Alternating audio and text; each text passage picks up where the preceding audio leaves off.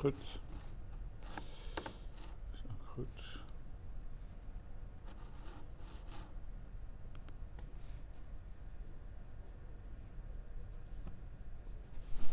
Oké, dat ook goed.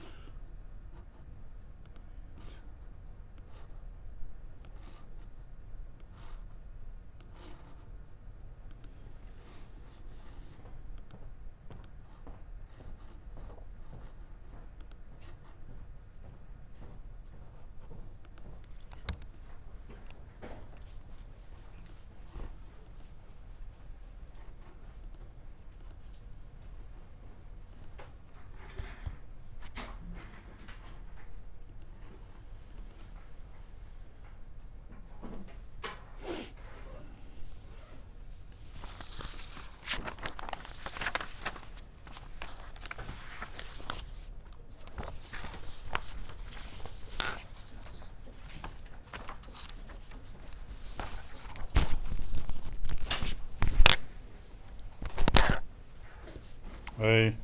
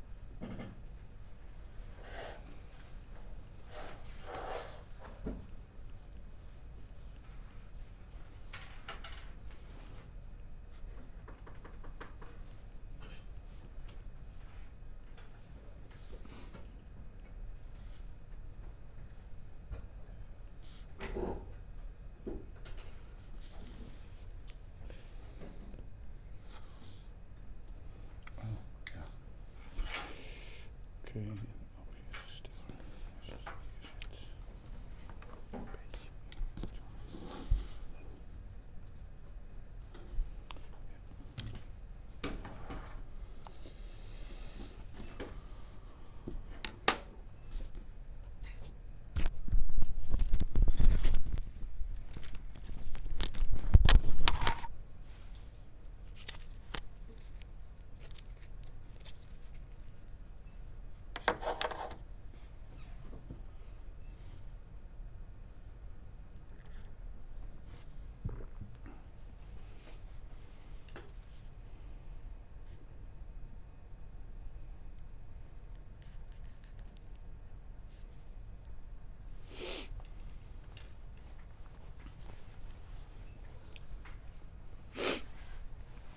Hey.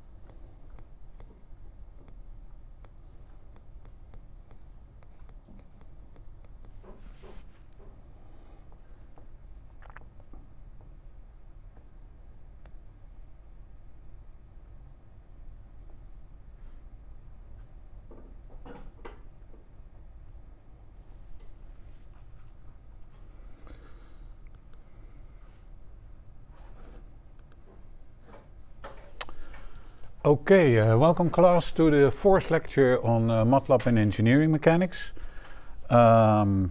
today's lecture, I will try and talk for 1 hour. So 6:45 I really want to be done. And if I'm not done, then that's all I'm going to talk about. But I'll put all the scripts on Brightspace, so then you can read the rest if I'm not finished. The lecture today is about 2 chapters in the book. The first chapter is about least squares, chapter 5, and the other one is about zeros and roots. And I changed the order because I want to talk a little bit about least squares, and then the rest of the time I want to spend on zeros and roots. So let's start with the least squares, and I immediately start with an example.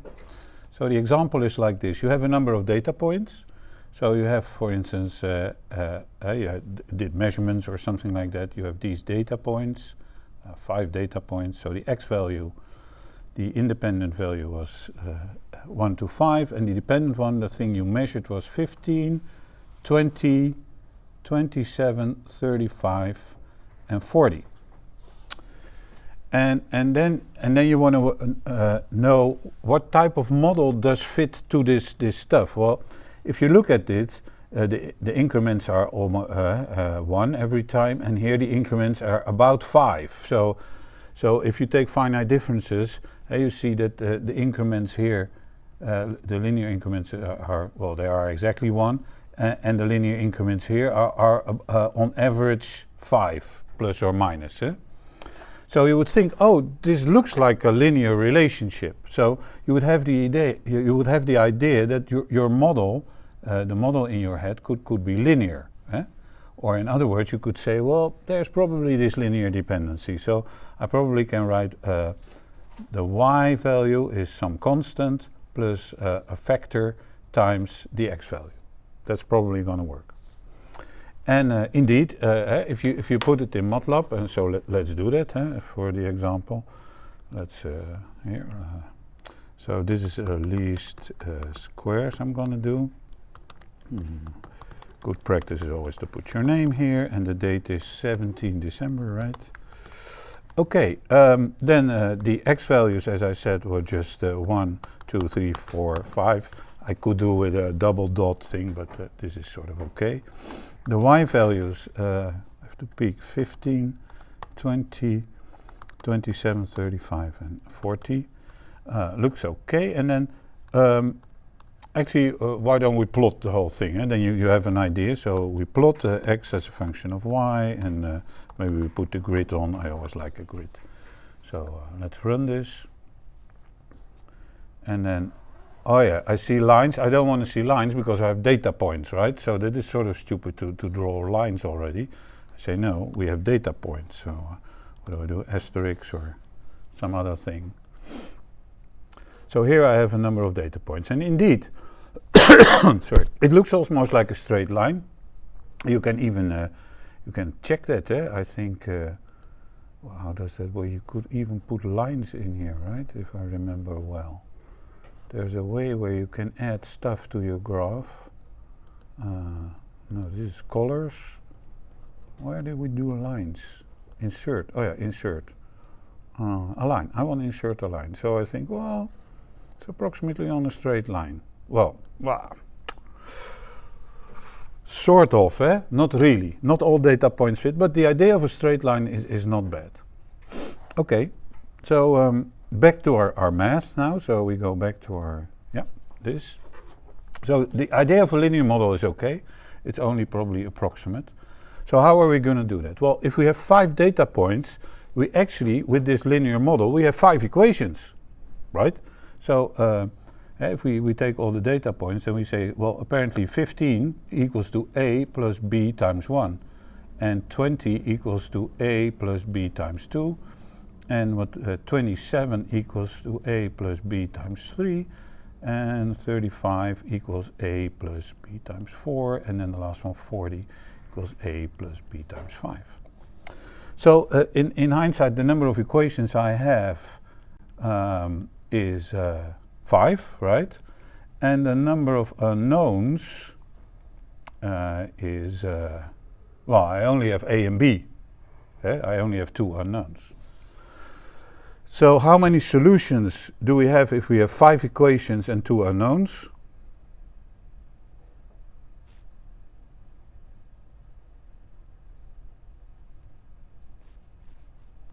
I see one head in the audience go like this, another head does this.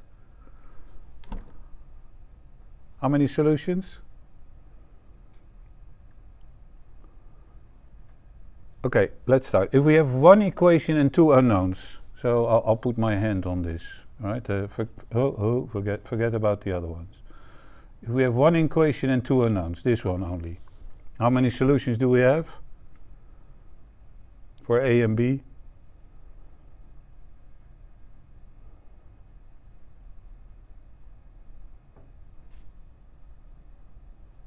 One equation, two unknowns? Well, you can solve it, but you have an infinite number of solutions. A is 1 and B is 3 is good, A is 2 and B is 6 is good, etc., etc. So you have an infinite number of solutions, so that doesn't help. Then if you have two equations and two unknown, you will think, oh yeah, I can solve that, depending on if they're not dependent, right? So two on two, it works. But the moment we have three equations and two unknown, well, you have to be that lucky that it fits, because with two we can already solve, and then with a third you can check, does it fit, yes or no? And even more, if you have five equations and two unknown, I mean, you cannot solve that identically. So we have a problem. Let's go to Matlab and see if we can do something about it. So I can write these five equations with the two unknowns, of course, in the matrix vector form, right? So I have to form this leading matrix A. A times the coefficients is, and the leading matrix is then, of course, a 1 before the constant.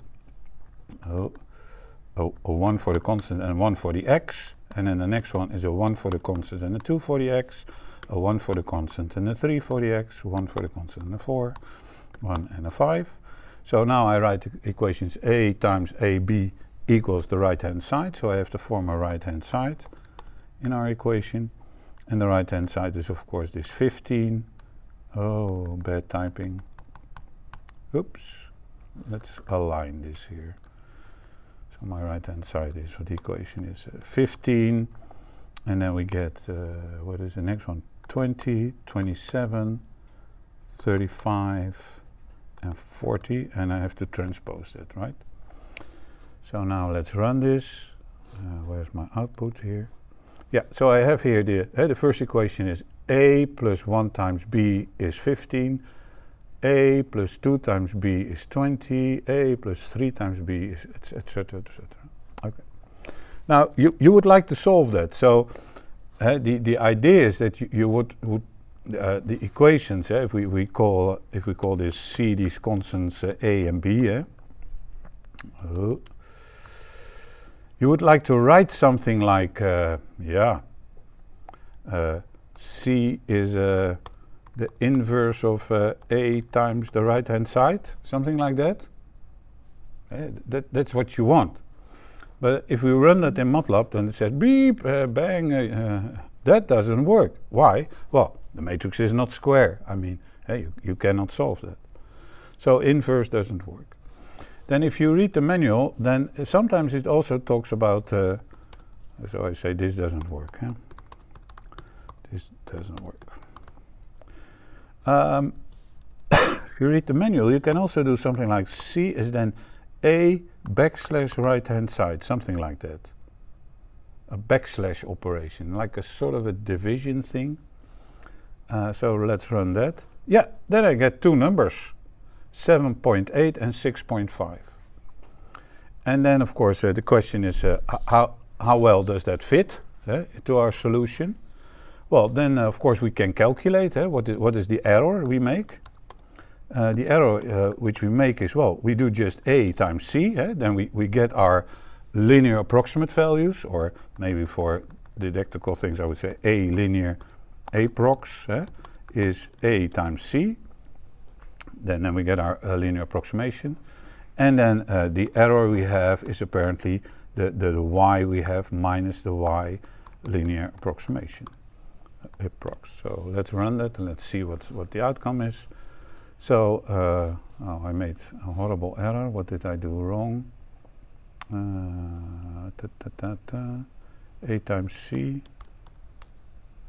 Yeah, and then What was the row? What was the column back then? Oh yeah, here. Oh, thank you.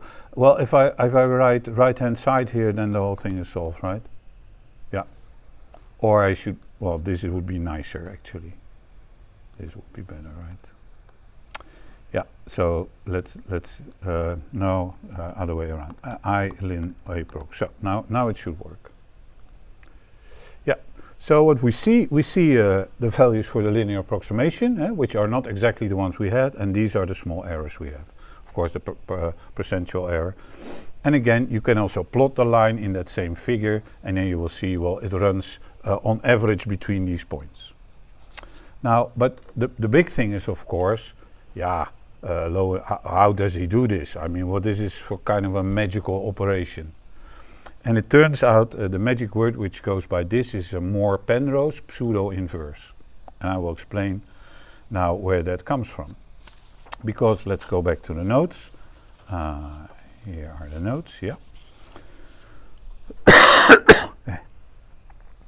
So what do we have? Well, we have, of course, let's assume we have these C values. So we say A times C is our Y value. That's what we want. And actually, that's that's the linear approximation actually. But we do have our real Y value. So the error we make is actually our real our linear approximation. This Y times these constants, these two C's, and it should say C is A B, the two constants. This linear approximation minus the real measured values. That is the error we make. Now, and what do we want? Well, we want to minimize this error. So we define a criterion, J, and then since the error can be plus or minus, we have to take the absolute value, or usually we take the square of the value, or in other words, since it's a vector, we take E transpose times E. And then you can read it as E squared. And we want to minimize this J with respect to the two constants C. Those are the two free variables we have. So this should be minimal with respect to J. J should be minimal with respect to C. Well, how does that work?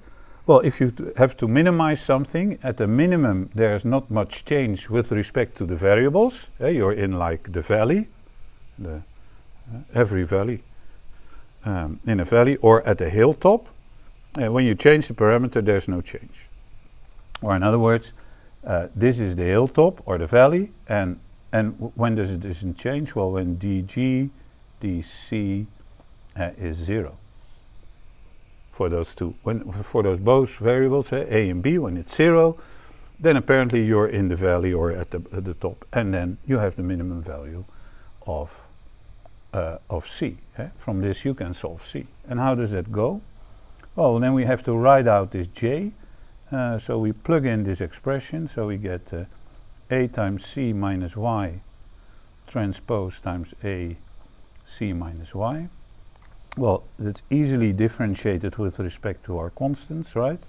So first this times this, and then this times the differential of this. Differential of this is A transpose times A C minus Y. And then this constant and this, and then, well, that's exactly the same, but in a transposed form.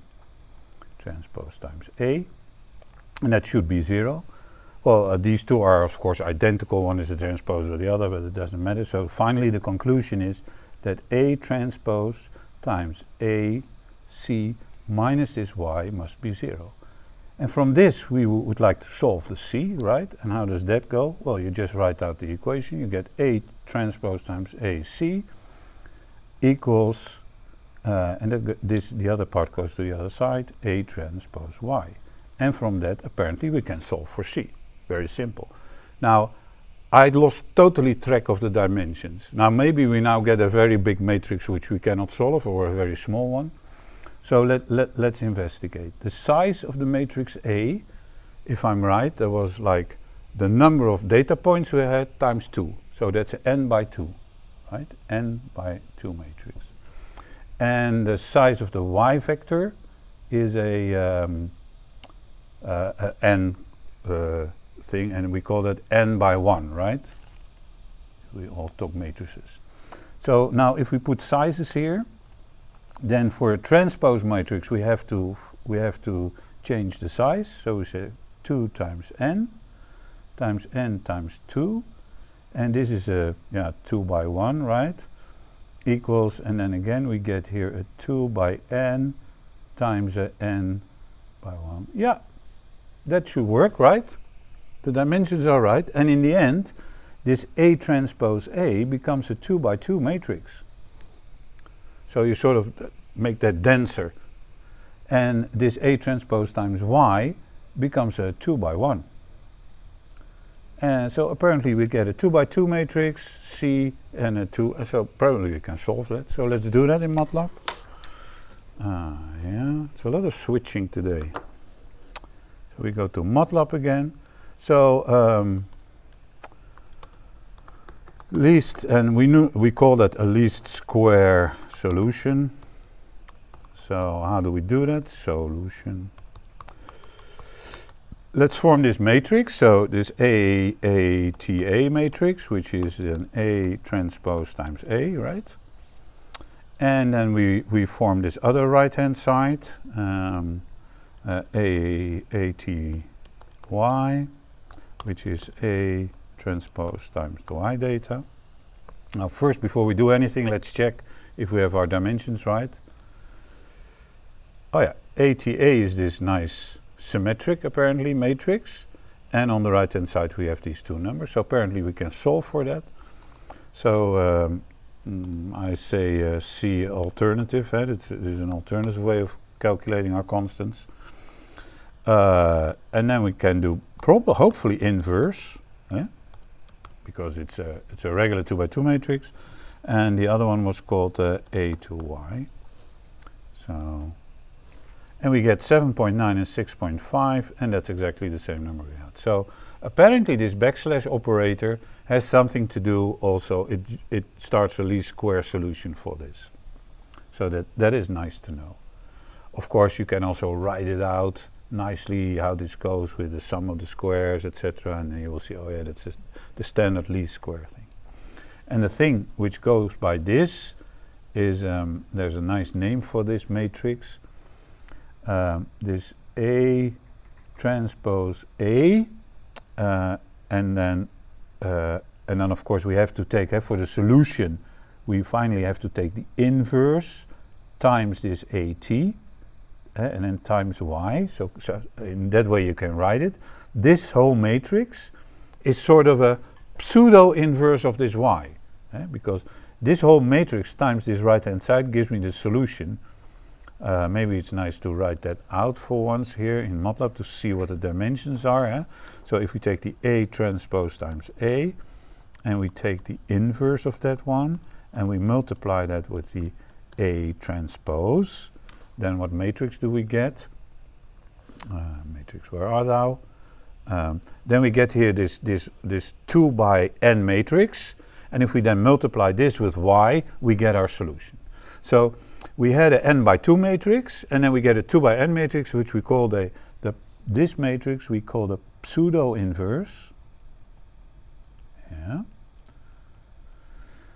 And there's a symbol which goes by that. We call it A plus. I don't know why they call it A plus.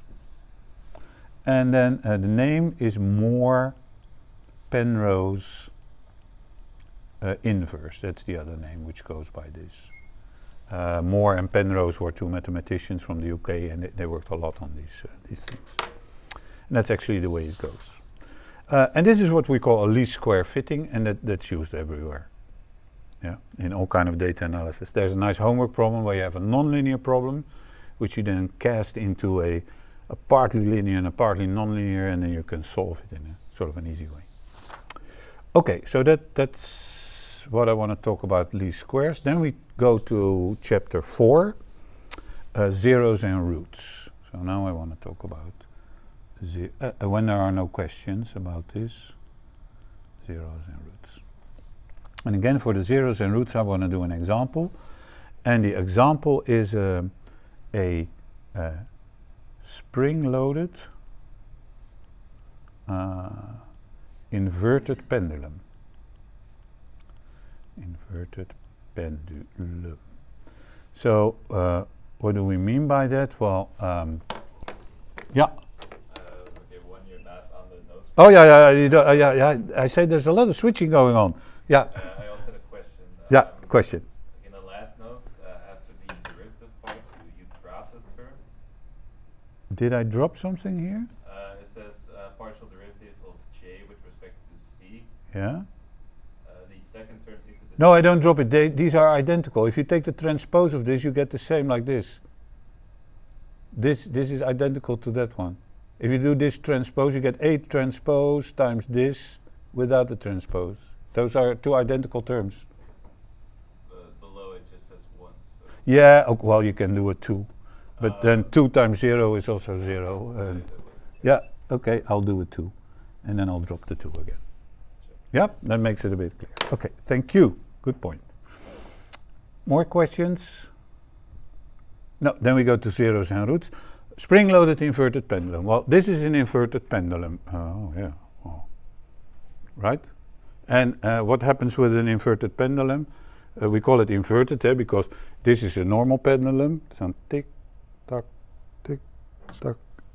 But this is only like a tock, and then it's over. So unstable, very unstable situation. But if you put a spring here, and now I put a very stiff spring here,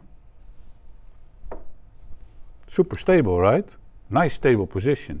I can put a weak spring here, and then I can put a very weak spring here. So you can put all kinds of springs here, and then you get all kinds of equilibrium positions, and that is what we're going to investigate. So it's a nonlinear problem, and we're going to investigate when is it in equilibrium, and is that equilibrium stable. So as I show with my hand, we have this stick on my hand which can go back and forth, so that's the inverted pendulum. And then the spring-loaded one is we have this guy here. We have a support, and then there's a spring, and how do I connect it here, the spring, and then it goes like zzz to the base. With some K, with some stiffness. Then of course it has a center of mass. There's a mass. We have gravity here. We need a coordinate to describe its position, and since it's a 1 degree of freedom system, we can just take the angle with respect to the vertical.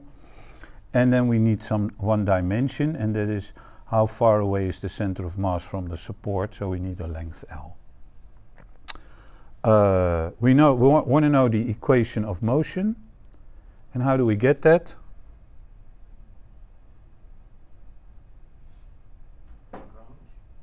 Nee. Lagrange is far too complex for me. I have no idea how that works. What is the... Okay, so we're not going to... The audience says me neither.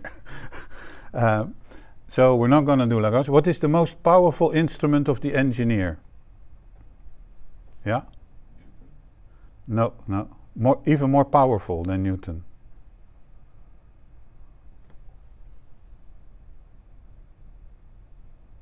Scissors. Scissors are the most powerful, because what do? Well, we cut our system loose from the environment. Or in other words, with the scissors, we make a free body diagram, and then we can analyze that.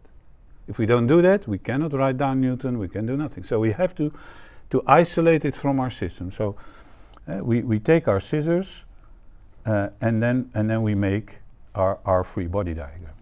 And the rules for free body diagram, they're tough. I mean, high cavalry is tough. The rules are tough.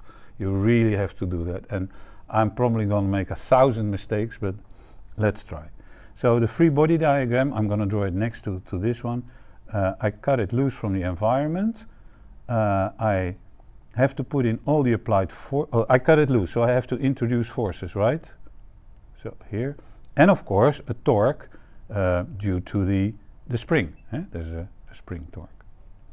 And then we have a horizontal force here, we have a vertical force here, and we have as an applied force here gravity. I'm not allowed to draw in any accelerations or inertia or D'Alembert forces.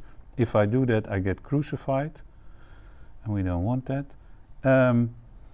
And then we can draw in angles and dimensions. So we can draw in angle and we can draw in this dimension L. And that makes our free body diagram. Now this, I need something for the spring, of course. So, and that is what we call a constitutive law for the spring. Yeah, that sounds very elegant for I need just an equation for the spring. And the equation for the spring is that the torque it supplies is a constant times the angle. And check the angle, check it, that's a restoring force. If this goes this way, then the torque should be that way. Well, that fits, otherwise there should be a minus here. So we have the torque. Then, of course, we can write down the Newton-Euler equation here. I'm not interested in these forces, so I can skip the Newton equation. I'm only interested in the orientation. And since this is a fixed point, P is a fixed point, I'm allowed to write the Euler equation around that fixed point. So hopefully, Heike, I did everything right. So then, since P is fixed point, I'll write it down. I can write down the sum of the torques around P equals the mass moment of inertia around P times the angular acceleration. That should work. And then we get our equation of motion. And from that one we can find out what is the equilibrium, is the equilibrium stable, yes or no. Okay, so we have to expand this. Well, the sum of the torques, what is the sum of the torques? Well, if we do, the angle is in that direction, so I do torques positive in that direction. That complies with this definition, of course. Well, I have gravity, and that's in the plus, so I have mgl, but it's not the whole length, it's only this part, times the sine of phi, right? That's the plus, and then minus that of the spring, and that is k times phi equals the mass moment of inertia around P times phi double dot. And this is our equation of motion. So from this, we can determine equilibrium, and equilibrium is, how is that expressed? Well, in equilibrium you could say that phi should be constant, right? So in other words, phi dot is 0 and phi double dot is 0. And if we then plug that into the equation, then our equilibrium is expressed as mgl sine phi minus k phi is 0. So this is our equilibrium equation. Now we have a number of parameters, right? We have don't zoom out. We have a number of parameters for the problem. The angle phi is not a parameter, that's the coordinate, the describing coordinate, but the mass is a parameter, gravity is a parameter, the length of the bar is a parameter, and the stiffness is a parameter. So we have in total 4 parameters. So now in some 4-dimensional space we have to plot all these equilibrium points. Well, I agree. Somebody in the audience does this. That's not really necessary, because luckily we can scale our problem. And we have a number of scaling things. This is dynamics, so we can scale we can scale the length, we can scale the mass, and we could scale time. So we have meters and kilograms and seconds. We have 3 units. So we can get rid of those things. We can make it dimensionless. And to be honest, I'm a simple person, so I just do m is 1, so now I scale the mass. L is 1, so now I scale the length. And time, oops. You know what? I do g is 1, so now I scale time. Time is not so obvious in g, but g is meters per second squared. So my time scale, if you are really picky, you want to know, my time scale is something like the square root of L over g, right? Because that's seconds. So if you have a physical thing of 9 meters, then and the gravity is like here, then the time scale is 1. Oh, okay. If you have one of a physical of 1 meter, and gravity is 9, then time scale of 3. So you can think of that. But I find it easy to just put in ones. So now I make maybe a capital K out of this. and then from then on I can work with the other letter K, and you will see in a moment why. So capital K. Oh, here also capital K. No more K's. Well, maybe in the audience there are K's, but okay. Now I'm going to do the scaling. Yeah, not this scaling, but that scaling. So this equation. Well, if I put a mass of 1, I get 1, gravity of 1, length of 1, sine phi, plus, and then I get, a scaled k, that's a new one, k times phi is 0. Or in other words, I get sine phi plus k phi is 0. Minus, delete, that's the beauty of this, minus. So this is my equilibrium equation. So now, given a k, given k, what is my phi 0, such that sine phi 0 equals k times phi 0? Well, that is clearly a nonlinear equation. If you pick a k is 0.3, then how do you solve that? Then the problem is something like this. You have a sine curve which looks like this, and then this is the function sine phi, and then k times phi is a line like this, right? So you want to, well, this solution is evident. 0 is I already have one. Phi 0 is 0. Yeah. But we know. I mean, if the thing is standing up, that for any spring that will do, because the spring is not loaded then. But then here we have the other solution.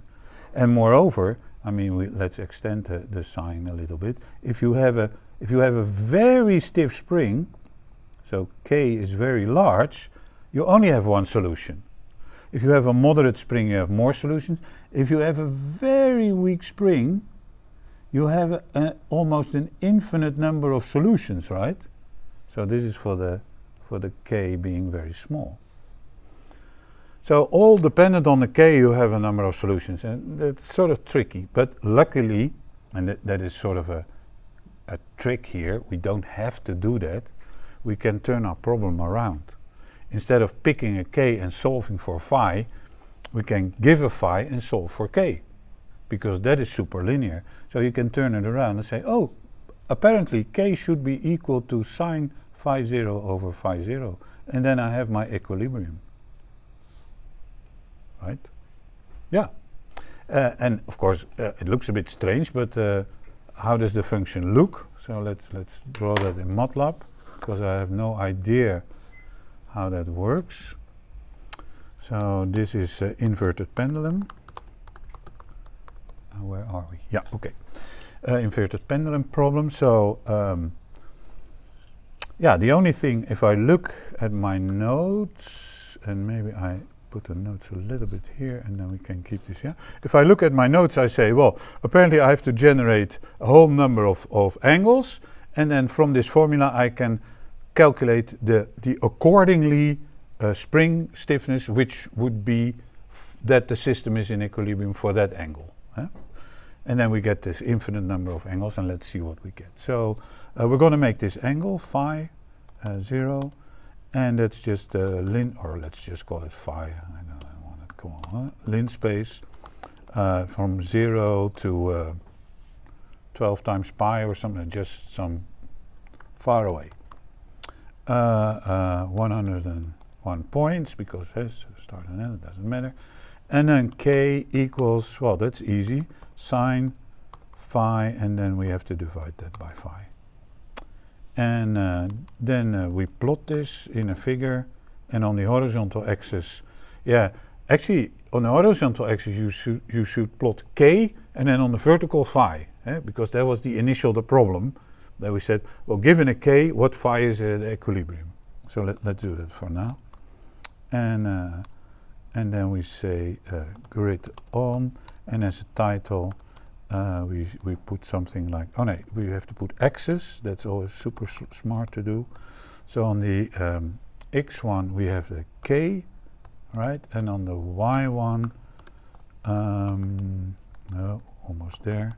On the Y one we have the equilibrium phi. Yeah. Equilibrium angle. Okay, run hè. Ja, untitled 2 of so, weet ik veel. Where's my output? Do I see a figure? Oh, I had already a figure. Go away. Yeah. So actually it is sort of good practice to just start, create a figure. Okay, so here I have a k value, and then here I can read what the equilibrium angle is. So suppose we start with a very high value of k. Well, if the value apparently is larger than 1, there seems to be no solution. Well, technically it's all, of course, 0. So if you want to extend this, you should add a line from 1 to 10 on the 0 axis. To say, oh yeah, those are also solutions. So we have a number of solutions here. And then when it's smaller than 1, then suddenly there is apparently a equilibrium angle. And that is a small angle. So if we then look at it with a very stiff spring, it's like this. A moderately stiff spring, we get an equilibrium like this.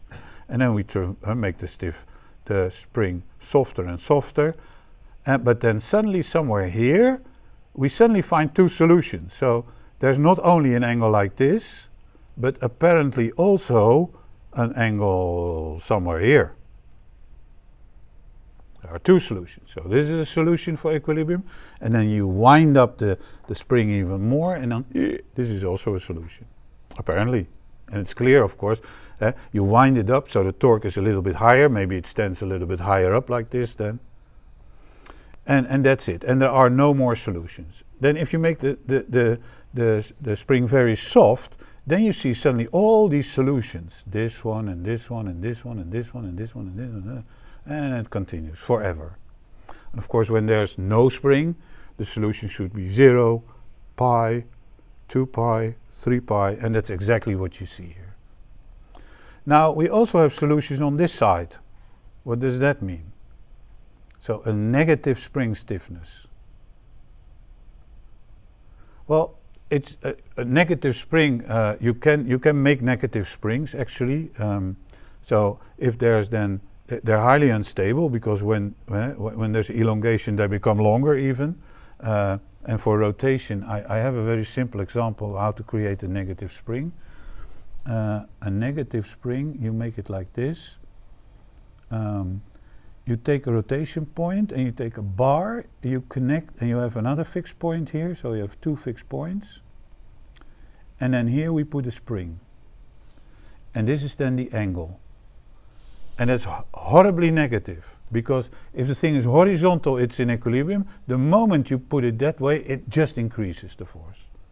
So it's like a negative spring.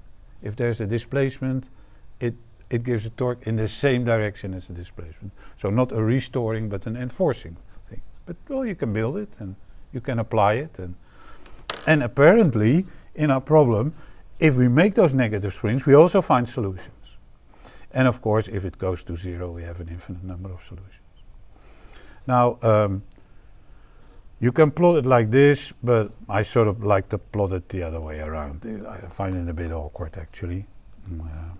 So we do like this, and then we make y, and then we make x, and then we get graphs like which we can read normally, right? Well, now we see all these equilibrium situations, and the big question is, of course, if you pick some k value, and we can draw a line, for instance. I could do that. How did I do that? Insert line. Yeah, let's draw this horizontal line. So I don't know what number this is, but I can query that in Matlab. What is this? Oh, I could. Help. Oh, I could. Come on. Well, at some value, low value, I have 1. So for a given k, for a given stiffness, I have 1, 2, 3, 4, 5, and that's it. 5 solutions. So if I show it with my hands, I have 5 solutions. So it's a pretty weak spring, so I have where is this? This is weak spring. So this is one solution, something like this, and then we wind it up, and then find a second solution, and then a third solution, and then you can continue. And of course, these are interesting to understand why are they so close to each other. And well, think about it yourself. Why are these? There's apparently two solutions which are very close to each other. Where does that happen? Well, you already see actually. It's at the top of these, and that's the top of the sign. So that should be at pi over 2 and 3 pi over 2 and all these solutions. So those are here or here. Because, well, the restoring torque here is this length, and the restoring torque here is also the same length. So, and if there's not much difference in the angle, then, well, this and this should be both be equilibrium. Yeah. For the camera, how does it? Oh, yeah, that works for the camera too. Okay. So 1, 2, 3, 4, 5 solutions. But now the question is, and of course the zero solution is also there. And the big question is, are these all stable? And let's, for instance, focus on the zero solution. So perfect vertical, but it's a very weak spring. What do you think? Is that a stable solution, yes or no? No, it's probably not stable, right? I would expect this, it will just fall over to what? Well, maybe to this solution. So maybe this is a stable one. But how about this? Is this a stable solution? Don't know. This one? I have no clue. So we need math to do that, right? Or we can use our intuition. So let's go to the math. So we want to know about all these equilibrium solutions, how are they stable? So we're going to investigate stability of the equilibrium solutions.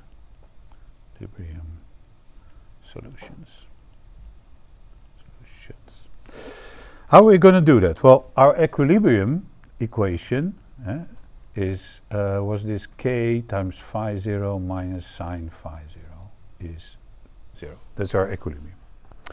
And then we assume that the real angle, phi, is around this equilibrium. So that's phi 0 plus a small increment. And then we're curious, what happens with this small increment? Does it grow with time, or does it decay with time? Well, the acceleration is, of course, also the acceleration in the equilibrium plus the acceleration of the small changes. And, of course, there is no acceleration of the equilibrium because it's equilibrium. Yeah? It's steady. So these we now fill in our equation of motion. And we take our EOM. And our EOM tells us what did we have? Then we have to read back to our equation of motion. The scaled one. Oh, I already started here. Okay, we have to take this one and scale it. So let's do that. So we get, now I forgot already what it was. Gravity is plus, so we get sine phi minus k phi is some other inertia, scaled one, and think what the scaling would be, times our phi double dot. So that's our equation of motion, right? The gravity was plus and the restoring force. Now we put in these things, so we get the sine of phi 0 plus delta phi minus k times phi 0 plus delta phi equals, and this is a simple one. And we are now interested in a differential equation in our small changes. This is difficult. Now we have to expand this. But we can do it. We can just use the double angle. The sine of alpha plus beta is the sine of this or that. But we can also differentiate. Why not? That's why we learn it. So the sine of phi 0 plus delta phi, because we know delta phi is small, is about the sine of phi 0 plus the derivative of this guy, which is the cosine of phi 0, plus the delta, but the delta you then forget, times the delta phi plus something order delta phi squared. That's a linear approximation. So we put the linear approximation in our equation here. So we get sine phi 0, that's for this one, plus cosine phi 0 delta phi, minus k phi 0 minus k delta phi equals I delta phi double dot. And of course, this and this drops out, because that's exactly our equilibrium solution. So this drops out against this one. And we remain with a nice second order differential equation, which we usually rewrite everything on one side. So I times double dot phi plus, and did I write a plus? Yeah. K minus cosine phi 0 times delta phi is 0. So this helps us to understand the stability of the equilibrium, or in other words, will delta phi grow or not? Now, do we know the solution of such an equation? It's a linear second order equation. It's usually simple. You assume that this delta phi is some exponential function, some constant times e to the power lambda t. And then we substitute that in our equation. We get I, c. Well, we have to differentiate twice, so we get lambda squared e to the power lambda t plus, and the c is just some constant, k minus cosine phi 0, and the delta phi is the c e lambda t. And that should be 0, yeah, for all values of t. As long as t is not 0, every t must hold. And if that's the case, then we can cross out these e lambda t. And we can pull out, and we can also cross out the c's actually, and we can say, oh, we get a nice characteristic equation. This should be 0. That's our characteristic equation, or in other words, lambda squared equals minus k minus cosine phi 0 divided by I. Or in other words, our solution for our eigenvalues is plus or minus the square root out of this k cosine phi 0 divided by I times the imaginary unit.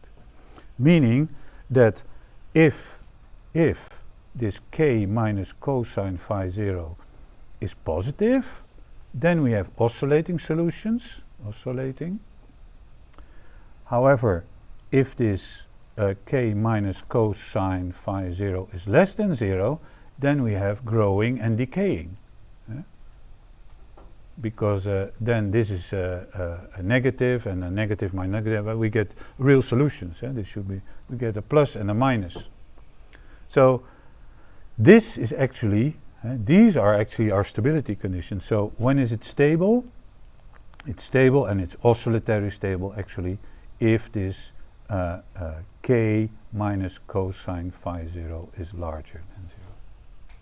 Or you could say if this k is larger than cosine phi 0. Okay. That's all nice to know, but how can we interpret that? That is difficult, because we have two cases. We have, of course, equilibrium on the one hand side. So one equation is we have equilibrium, and that's expressed by sine phi 0 is k times phi 0.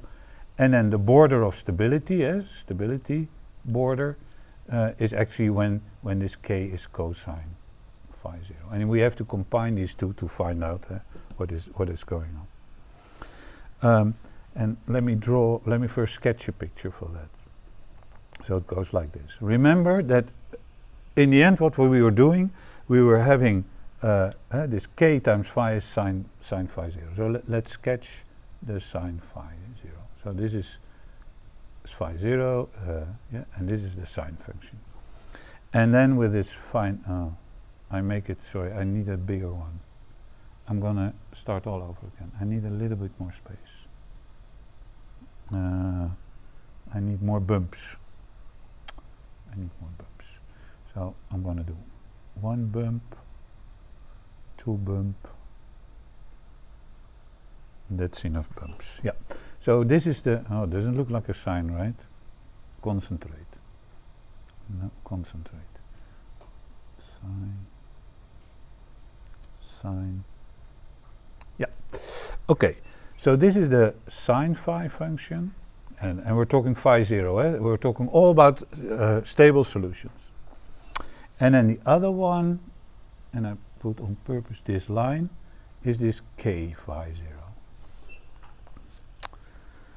Now remember, cosine phi 0, so k should be what is it? Larger than cosine phi 0. Now what is so these are the equilibrium points, right? These are these phi 0 points. What is cosine? If we take this point, what is the cosine value of that one?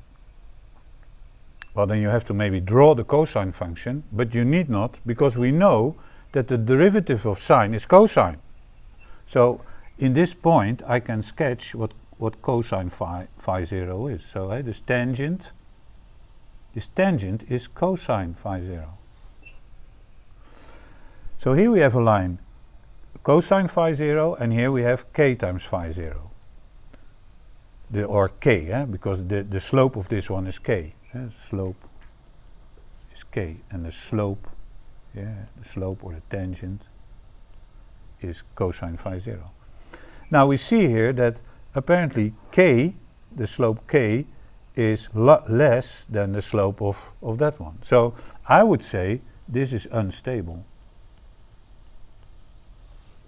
It's an unstable equilibrium. Okay.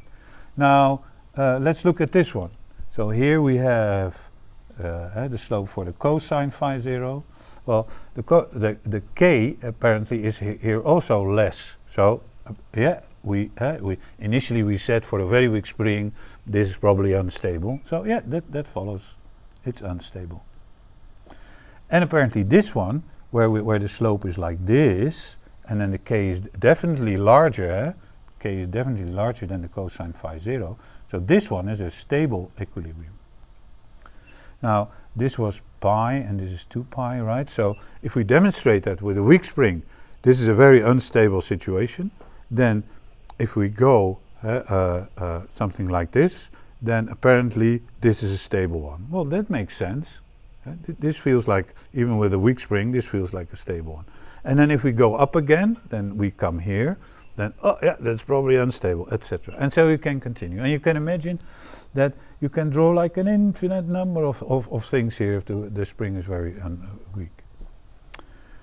All this knowledge we can also, of course, put into our equilibrium graph.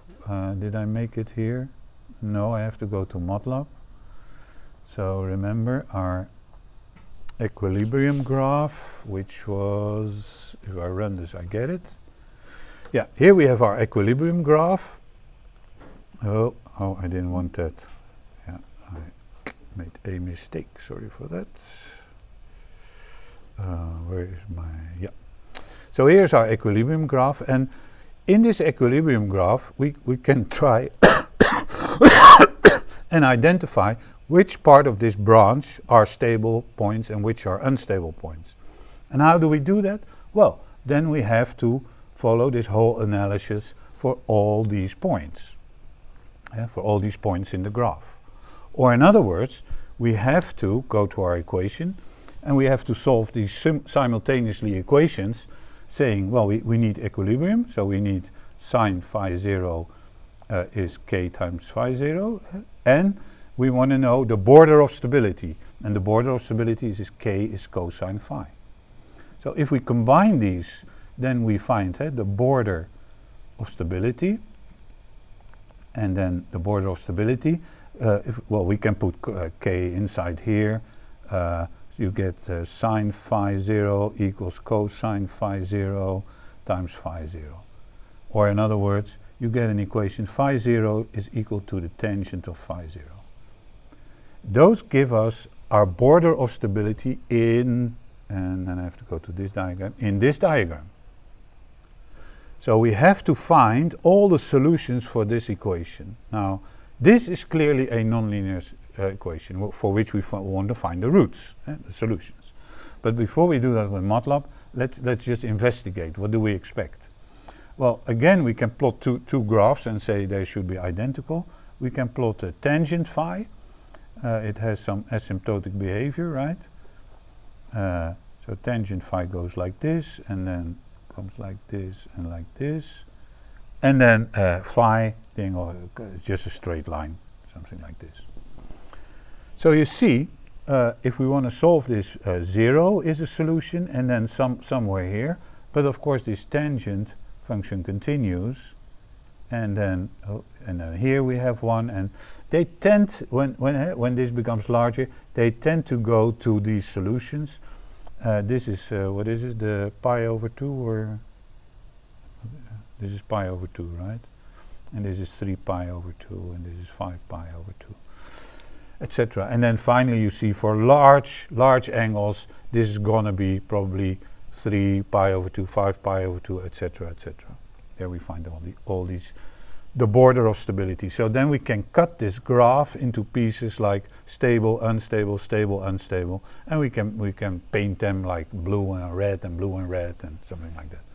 But where do we find exactly these points? I mean, if it's becoming very large, okay, but for smaller ones. So let's do a problem. We want to solve that nonlinear equation, and that is finally finding roots, or zeros and roots. Now, how do we do that? Well, a very simple way is just to write down, that is the border of stability, so this is a stability border solution, and we want to solve something, and f0 is the function to use. Then you can make a function, a Matlab function, and you can call it, but you can also write the function here. I mean, the function here is super simple. We want to, what do you want to do? X minus tangent x, or something like that. So, what did I write?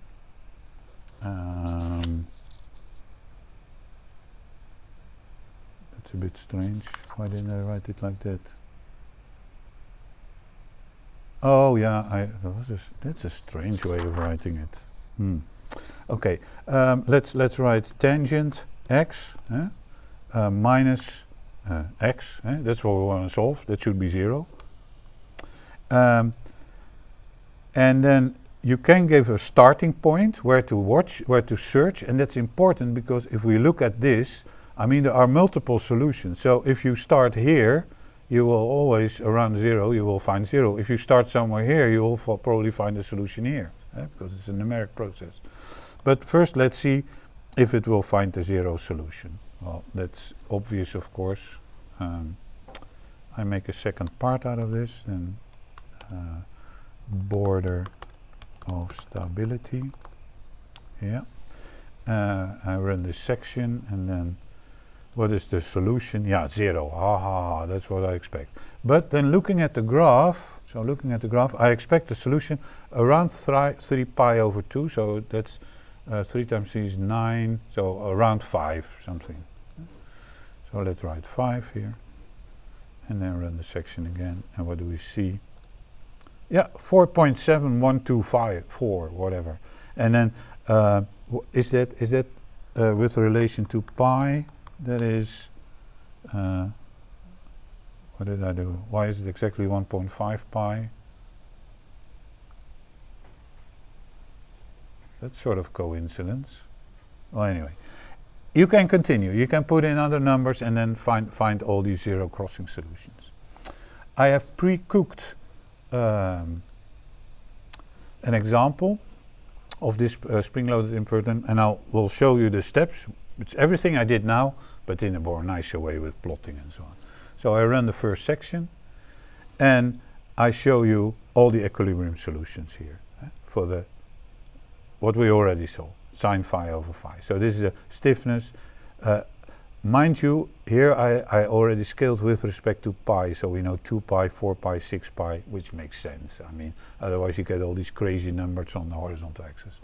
So on the horizontal axis, I always divide by pi. Okay, then we continue to the next section. So we look at this stability thing, right? And I plotted here cosine phi 0, and then I can compare it to k. So apparently I get all these crossings, and I want to know what is going on. So I go to the next section. Then I plot these into the figure.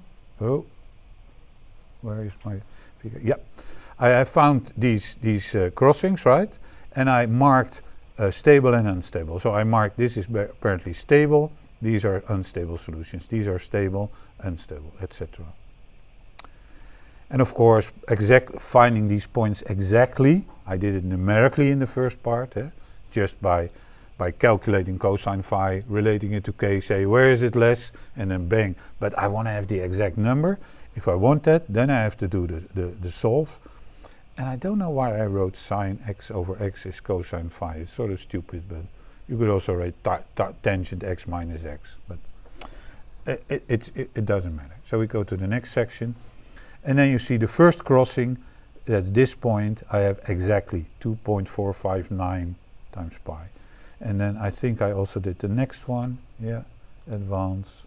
And then I added the next crossing. And then you can march on and find all these crossings if you want to. Sorry, I'm 2 minutes late. It's 13 minutes to 7. This finishes the lecture. I wish you all a happy Christmas and a good New Year. We see each other January 7, which is also due date for stuff and so on. Check the schedule. Yeah, it was a pleasure.